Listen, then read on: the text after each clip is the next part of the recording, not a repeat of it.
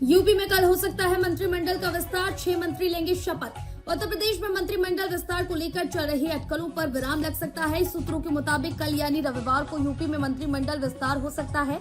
जो 6 मंत्री कल शपथ ले सकते हैं उनके नाम भी सामने आ गए हैं। इनमें कृष्णा पासवान, सपा की बागी विधायक पूजा पाल, मनोज पांडे, भूपेंद्र चौधरी, अशोक कटारिया और रोमी साहनी का नाम शामिल है। दरअसल अभी उत्तर प्रदेश में 6 मंत्रियों की जगह खाली है। उत्तर प्रदेश में इस वक्त 54 मंत्री हैं। विस्तार के बाद कैबिनेट में कुल 60 मंत्री हो सकते हैं। उत्तर प्रदेश सरकार ने आईएएस, आईपीएस अधिकारियों के लिए नया शासनादेश जारी किया है। इसके तहत अधिकारियों को सांसदों और विधायकों का पूरा सम्मान करना होगा। उनकी कॉल उठाना और जनहित के मुद्दों का समाधान करना अनिवार्य होगा। ये कदम जनप्रतिनिधियों द्वारा अधिकारियों की कार्यशैली पर सवाल उठाने के बाद उठाया गया है। शुभेंदु अधिकारी की शपथ से पहले यूपी पहुंची बंगाल एसआईटी, पीए चंद्रनाथ की हत्या से जुड़े हैं तार। बंगाल में शुभेंदु अधिकारी के मुख्यमंत्री पद की शपथ लेने से पहले ही एसआईटी फुल एक्शन मोड में नजर आ रही है। बंगाल एसआईटी शुभेंदु अधिकारी के निजी सचिव चंद्रनाथ रथ की हत्या मामले में उत्तर प्रदेश पहुंची है। इस दौरान पुलिस की टीम ने कई लोगों से पूछताछ की है। हालांकि अभी तक इस हत्याकांड को लेकर कोई पुख्ता सुराग नहीं मिल पाया है। समाजवादी पार्टी प्रमुख अखिलेश यादव ने 2027 चुनाव को लेकर कई अहम ऐलान कर दिए हैं। अखिलेश ने बैलेट पेपर से चुनाव कराने की मांग दोहराई, वोटर लिस्ट में गड़बड़ी का आरोप लगाया और कहा कि सपा सरकार बनने पर बेटियों की केजी से पीजी तक पढ़ाई मुफ्त होगी। इसी के साथ 2 दिन का अवकाश घोषित करने का भी वादा किया। उन्होंने कहा कि हम ईवीएम को हटा कर रहेंगे। अखिलेश यादव का योगी सरकार के आदेश पर तंज, बीजेपी सांसदों विधायकों का सम्मान मांग कर ले रही है। अखिलेश यादव ने यूपी सरकार की ओर से प्रशासनिक अधिकारियों को दिए गए निर्देशों पर चुटकी लेते हुए अपने सोशल मीडिया अकाउंट पर पोस्ट किया और भारतीय जनता पार्टी पर निशाना साधा। उन्होंने एक्स पर लिखा, भाजपा अपने विधायकों सांसदों का सम्मान भी मांग कर ले रही है। इज्जत फरमान से नहीं, अच्छे काम से मिलती है। उत्तर प्रदेश सरकार ने स्वास्थ्य विभाग में लापरवाही, अनियमितताओं और कर्तव्य पालन में कोताही के मामलों में सख्त रुख अपनाते हुए 5 डॉक्टरों को सेवा से बर्खास्त कर दिया है तथा कई स्वास्थ्य अधिकारियों और डॉक्टरों के खिलाफ विभागीय कार्रवाई के आदेश दिए हैं। उप मुख्यमंत्री एवं स्वास्थ्य मंत्री ब्रजेश पाठक की कार्यालय की ओर से जारी बयान के अनुसार लंबे समय तक बिना सूचना ड्यूटी से अनुपस्थित रहने और चिकित्सा कार्य से दूर रहने के आरोप में 5 चिकित्सा अधिकारियों को सेवा से हटाया गया है। गाजियाबाद के एसी सर्विस सेंटर में लगी भीषण आग, धमाकों से दहला इलाका, 80 साल के बुजुर्ग की मौत। गाजियाबाद के पटेल नगर में एसी सर्विस सेंटर में भीषण आग लग गई। इस दौरान एसी गैस सिलेंडर और कंप्रेसरों में लगातार धमाके होते रहे, जिससे इलाके में अफरा तफरी मच गई। इस हादसे में 80 साल के बुजुर्ग की दम घुटने से मौत हो गई, जबकि कई वाहन जलकर राख हो गए। 8 दमकल गाड़ियों की मदद से घंटों बाद आग पर काबू पाया गया। चंदौली में पीडब्ल्यूडी का एक्शन, सपा दफ्तर पर चला बुलडोजर, सड़क चौड़ीकरण की जद में आए 300 से ज्यादा निर्माण ध्वस्त। यूपी के चंदौली जिले के पंडित दीनदयाल उपाध्याय नगर में सड़क चौड़ीकरण को लेकर प्रशासन का बड़ा अभियान जारी है। शुक्रवार को पीडब्ल्यूडी की जमीन पर बने समाजवादी पार्टी के स्थानीय कार्यालय सहित सैकड़ों दुकानों और मकानों के अवैध हिस्सों को बुलडोजर से जमींदोज कर दिया गया। पुलिस को काले अंग्रेज चला रहे हैं, लखनऊ में सिपाही ने अधिकारियों पर लगाया घूसखोरी का आरोप। लखनऊ पुलिस लाइन में तैनात सिपाही सुनील कुमार शुक्ला ने विभाग के भीतर ड्यूटी लगवाने के नाम पर लाखों की वसूली का आरोप लगाया है। सिपाही का दूसरा वीडियो सामने आने के बाद महकमे में हड़कंप मच गया है, जिसमें उन्होंने जांच की निष्पक्षता पर भी सवाल उठाए हैं। ग्रेटर नोएडा में शराब पार्टी के बाद खूनी खेल, निर्माणाधीन हॉस्टल में 2 मजदूरों की हत्या, जांच में जुटी पुलिस। ग्रेटर नोएडा के नॉलेज पार्क थाना क्षेत्र में निर्माणाधीन हॉस्टल में 2 मजदूरों की धारदार हथियार से हत्या कर दी गई। दोनों के शव कमरे में लहूलुहान हालत में मिले। पुलिस ने जांच शुरू कर दी है और एक संदिग्ध की पहचान ग्रेटर नोएडा कर ली गई है। शुरुआती जांच में आपसी झगड़े के बाद हत्या की आशंका जताई जा रही है। बरेली में दिव्यांग चंद्र प्रकाश हत्याकांड का सनसनीखेज खुलासा, पत्नी से अवैध संबंध के शक में की दिव्यांग ई रिक्शा ड्राइवर की हत्या। बरेली पुलिस ने दिव्यांग चंद्र प्रकाश हत्याकांड का सनसनीखेज खुलासा किया है। आरोपी दोस्त रिंकू ने रंजिश के चलते गला घोटकर हत्या की और शव खेत में फेंक दिया। पुलिस ने हत्यारे को गिरफ्तार कर जेल भेज दिया है और मृतक का चोरी किया गया ई रिक्शा भी बरामद कर लिया गया है। कौशाम्बी में हैवानियत की हद पार, परीक्षा देने गई नाबालिग को 70,000 में बेचा, जबरन शादी और गैंगरेप, 2 महिलाओं समेत 5 गिरफ्तार। यूपी के कौशाम्बी में पुलिस ने एक ऐसे घिनौने गिरोह का पर्दाफाश किया है जिसने हाई स्कूल की परीक्षा देने गई नाबालिग छात्रा को अगवा कर 70,000 रुपए में बेच दिया।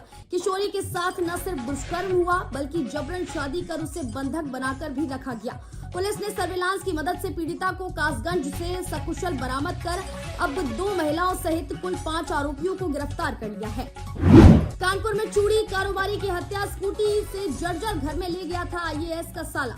कानपुर के शिवाला बाजार में चूड़ी कारोबारी विजय चौरसिया की हत्या से सनसनी फैल गई। हत्या का आरोप पड़ोसी रेस्टोरेंट संचालक विशाल गुप्ता पर है, जो कथित तौर पर एक IAS अफसर का साला बताया जा रहा है। CCTV में विशाल स्कूटी से विजय को मकान में ले जाता दिखा, जिसके बाद कारोबारी मृत मिला। बुंदेली लोक गायिका का बेरहमी से कत्ल, झांसी के जंगल में जलाई लाश, 2 साल जेल में रह चुकी थी मृतका। झांसी में बुंदेली लोकगीत गायिका लाड कुंवर उर्फ लवली मौर्य की संदिग्ध परिस्थितियों में हत्या कर दी गई।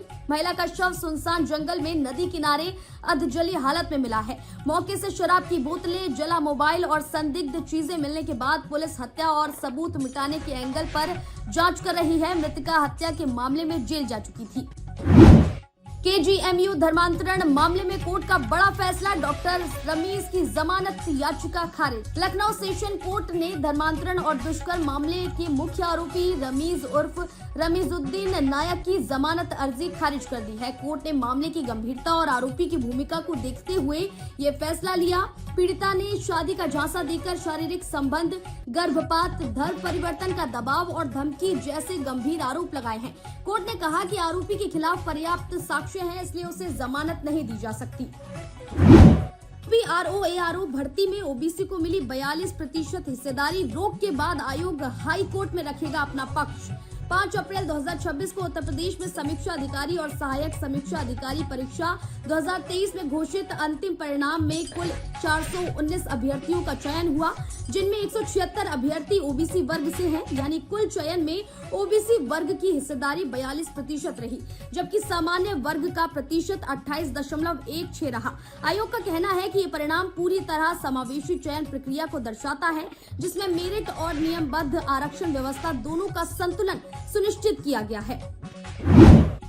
लव मैरिज के 3 महीने बाद महिला की संदिग्ध मौत, चिता से शव निकाल जांच में जुटी पुलिस। उत्तर प्रदेश के ग्रेटर नोएडा दादरी कोतवाली क्षेत्र के अंतर्गत प्रेम विवाह के बाद महिला की हत्या करने का सनसनीखेज मामला प्रकाश में आया है। आरोप है कि युवती ने गांव के युवक से प्रेम विवाह किया था। गुरुवार को रुपए के लेन देन में महिला और उसके पति के बीच कोई विवाद हो गया, जिसके बाद महिला की हत्या कर दी गई। मायके पक्ष की सूचना पर पुलिस ने चिता से शव को बाहर निकाला। पुलिस ने शव को पोस्टमार्टम के लिए भेज दिया है, जिससे मौत कैसे हुई है इसका पता लगाया जा सके। यूपी में स्मार्ट मीटर की व्यवस्था खत्म, अब हर महीने की 10 तारीख तक आएंगे बिजली के बिल। मुख्यमंत्री योगी आदित्यनाथ के निर्देशानुसार उत्तर प्रदेश सरकार ने प्रदेश भर में लगे सभी स्मार्ट मीटरों को पोस्टपेड मोड में संचालित करने के आदेश जारी कर दिए हैं। ऊर्जा मंत्री अरविंद कुमार शर्मा ने बताया कि RDSS योजना के तहत लगाए गए सभी स्मार्ट मीटर तत्काल प्रभाव से पोस्टपेड प्रणाली में बदले जा रहे हैं। इसके बाद उपभोक्ताओं को बिजली इस्तेमाल करने के बाद बिल मिलेगा और स्मार्ट पोस्टपेड बिल प्रत्येक माह की 10 तारीख तक जारी किए जाएंगे। बरेली से नोएडा की उड़ान 1 जुलाई से होगी शुरू, सप्ताह में 4 दिन होगी फ्लाइट। बरेली से नोएडा के जेवर एयरपोर्ट के लिए उड़ान 1 जुलाई से शुरू होगी। इंडिगो एयरलाइंस ने बृहस्पतिवार को इसका शेड्यूल जारी कर दिया है। सप्ताह में 4 दिन नोएडा से उड़ान भरकर फ्लाइट सुबह 11:20 पर विमान बरेली एयरपोर्ट पर उतरेगा। यहाँ से दोपहर 1 बजे वापसी होगी। देवबंद में 2 बीघा के लिए भारी बवाल, 2 समुदाय भिड़े, पथराव और लाठीचार्ज में कई घायल। सहारनपुर के देवबंद क्षेत्र के लालवाला गांव में 2 बीघा जमीन को लेकर 2 समुदायों के बीच बवाल हो गया। पथराव और पुलिस की कार्रवाई में 2 महिलाओं समेत कई लोग घायल हो गए। गांव में भारी पुलिस बल तैनात किया गया है। सपा में फिर सामने आई अंदरूनी खींचतान, टिकट की मांग पर भड़के नसीमुद्दीन खाना छोड़ बीच कार्यक्रम से निकले। मुरादाबाद में पूर्व कैबिनेट मंत्री और सपा नेता नसीमुद्दीन सिद्दीकी नाराज होकर कार्यक्रम छोड़ गए। दरअसल मुरादाबाद सीट पर सलीम अख्तर के लिए टिकट मांगते ही माहौल बिगड़ गया। नसीमुद्दीन खाना छोड़ बीच कार्यक्रम से निकल गए। सिद्दीकी ने कहा कि मुझे बुलाकर आयोजकों ने अपमान किया है। बनारस की दाल मंडी में फिर गरजा बुलडोजर, 45 मकानों पर ध्वस्तीकरण की कार्रवाई। दाल मंडी में एक फिर ध्वस्तीकरण की कार्रवाई शुरू हो गई है। पीडब्ल्यूडी की टीम फिर से दुकानों को जमींदोज करने का काम शुरू कर दिया है। पीडब्ल्यूडी की ओर से 45 दुकानों को खाली करने के लिए मुनादी कराई गई थी। इन दुकानों की रजिस्ट्री करा दी गई है। अयोध्या में 190 करोड़ की लागत से बनेंगे 5 नए अंडरपास, ब्लैक स्पॉट्स होंगे खत्म। अयोध्या की यातायात व्यवस्था को सुरक्षित, सुगम एवं आधुनिक बनाने की दिशा में एक महत्वपूर्ण कदम उठाया गया है। राष्ट्रीय राजमार्ग संख्या 27 के राम स्नेही घाट अयोध्या खंड पर भारतीय राष्ट्रीय राजमार्ग प्राधिकरण द्वारा लगभग 190 करोड़ रुपए की लागत से 5 नए अंडरपासों का निर्माण किया जाएगा। मुरादाबाद में सरकारी जमीन पर बने मदरसे पर चला बुलडोजर, हाईकोर्ट के फैसले के बाद बड़ी कार्रवाई। यूपी के मुरादाबाद में प्रशासन का बुलडोजर एक बार फिर गरजा। मुरादाबाद विकास प्राधिकरण की टीम ने नेशनल हाईवे के किनारे स्थित जामिया अरबिया हयातुल उलूम मदरसे को पूरी तरह ध्वस्त कर दिया। मझोला थाना इलाके स्थित नेशनल हाईवे किनारे ये मदरसा करीब 3 हेक्टेयर से अधिक भूमि पर बना हुआ था।